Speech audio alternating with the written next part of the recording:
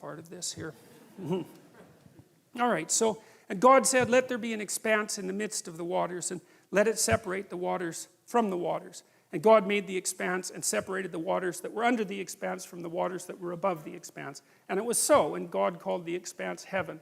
And there was evening and there was morning the second day. Well, to understand that, because that doesn't make any sense at all, really. So I think I told you a little bit about this before. So the world that's being created in this particular account is a phenomenological world. There's a disk of land, because if you go out in a field and you look around, you're on a disk of land, so that's pretty obvious. And then there's a dome on top of it. It's more or less held up by the mountains, and rain comes down, so there's water above the dome, because where else would the rain come from?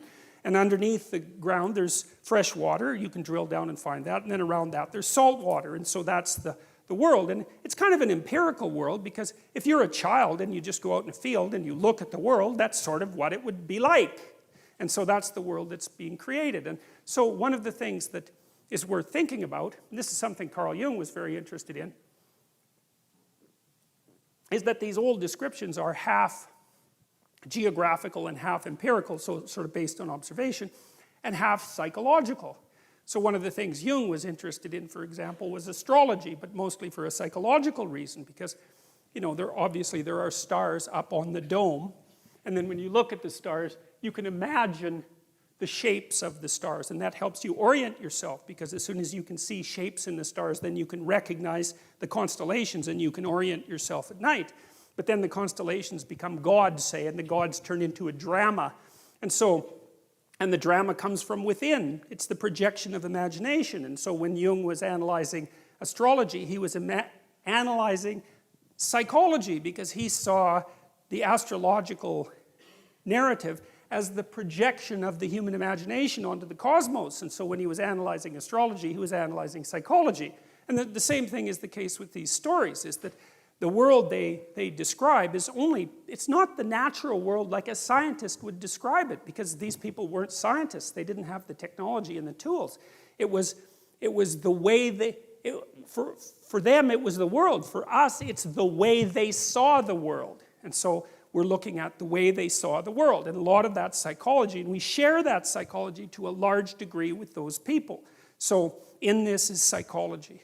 But it's interesting to know what the geographical substrate is, so that you can kind of understand the stories. And I like this picture, because it's great from a psychological perspective. It's a very famous picture. And, you know, so basically what you have here is the world as we know it, and there's the dome with the sun and the moon on it and the stars, and then if you look outside what you know, well, then you're out into this cosmic space, right? And those are like the wheels of the planets and the music of the spheres. And that's the ever-present explorer who's gone beyond the domain that he can understand and is peering out into the unknown as such. And it's a psychological picture. It's like, because you do know some things, and then outside of that, there are things you don't know. And when you're feeling brave, you put a foot or two out where you don't understand, like, because there's frontier everywhere, right? And if you're feeling heroic and you want to do something for the world and you want to expand what you understand, you poke your head through what you know and you take a look at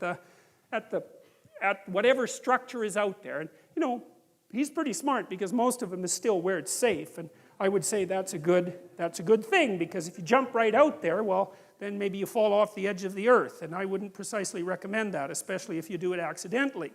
And to me, this is a recreation of the Taoist yin-yang symbol, you know, with the white paisley here, and that's what you know, and the dark paisley serpents really there. And the right place to be is right on the line between them, because you got one foot where you understand, that gives you security.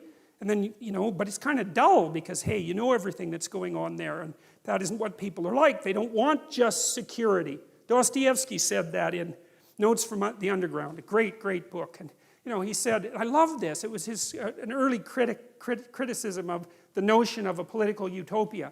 He said, look, if you gave people everything they wanted, they had nothing to eat but cake, and nothing to do but sit in warm pools and busy themselves with the continuation of the species. That was his lines.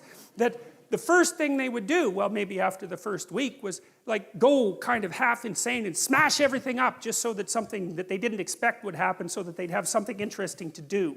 And it's so right, because you know, the utopian notion that if you just had all the material stuff you wanted, that you'd be, well, what would you be?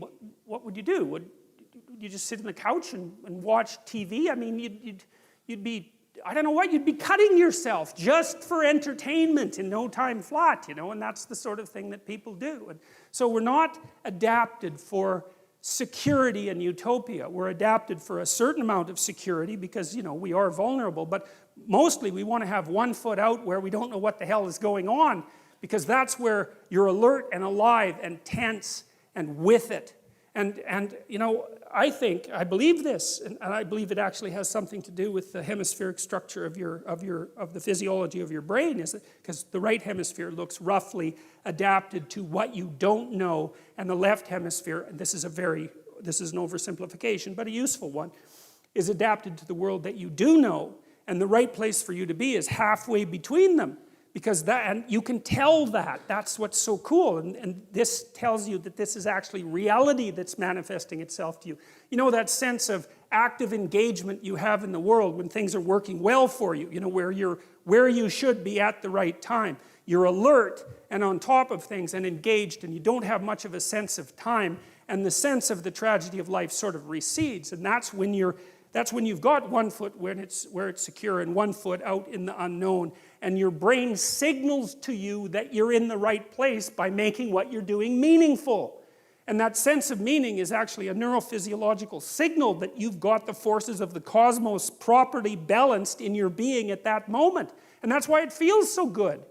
And then, well, what else could it possibly be? I mean, you know, our brain is capable of looking beyond our vision. That's what it's for.